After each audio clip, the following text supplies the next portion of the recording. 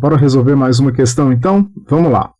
Sejam z e q, respectivamente, os conjuntos dos números inteiros e racionais, o número que não pertence ao conjunto z união q menos z interseção q é...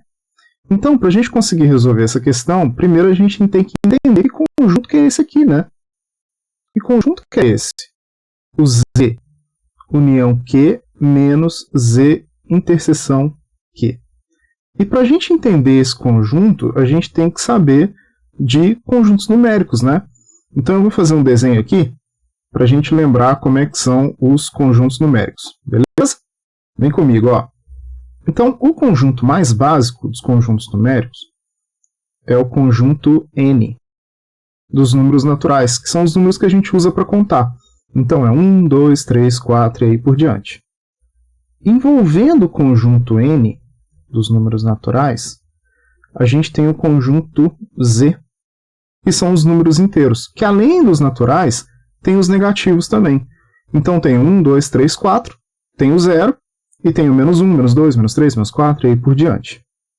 Envolvendo o conjunto z, a gente tem um outro conjunto aqui, que é o conjunto q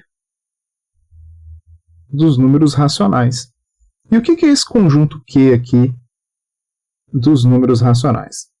Ele tem, além dos inteiros, ele tem os inteiros, que é o conjunto z, né, que a gente viu, positivos, negativos e o zero.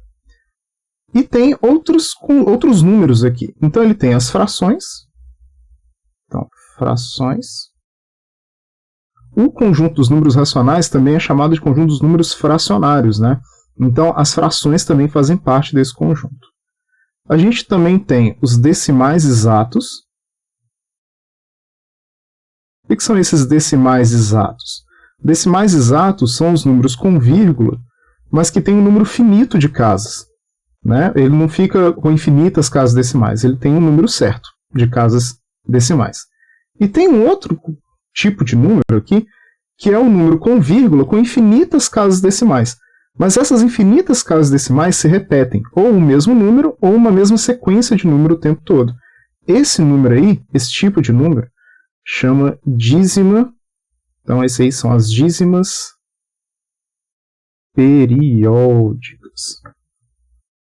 Então, todos esses números aqui pertencem, todos esses tipos de números pertencem ao conjunto dos números racionais.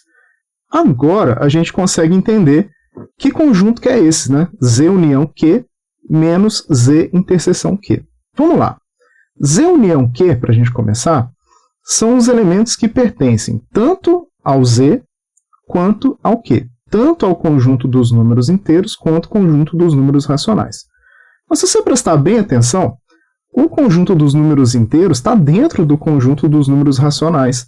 Então, quando a gente junta tudo, o que fica é o conjunto dos números racionais. Uai, se o conjunto dos números inteiros está dentro dos racionais, a gente não precisa, né, considerar qualquer outro elemento que não esteja aqui dentro do conjunto dos números racionais.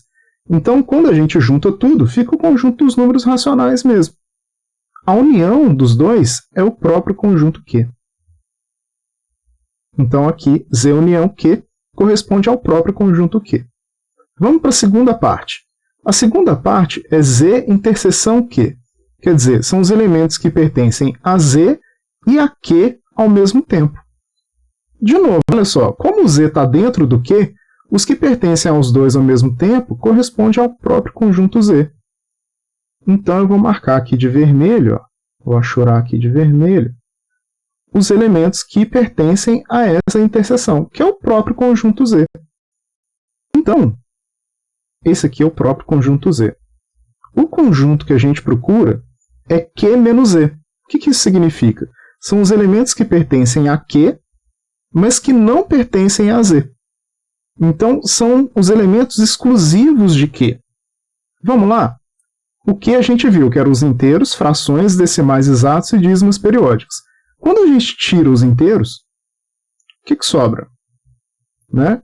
A gente vai ter, então, aqui nesse conjunto, só frações, decimais exatos e dízimas periódicas. Vamos analisar agora as alternativas. Vamos lá. Então, analisando agora as alternativas.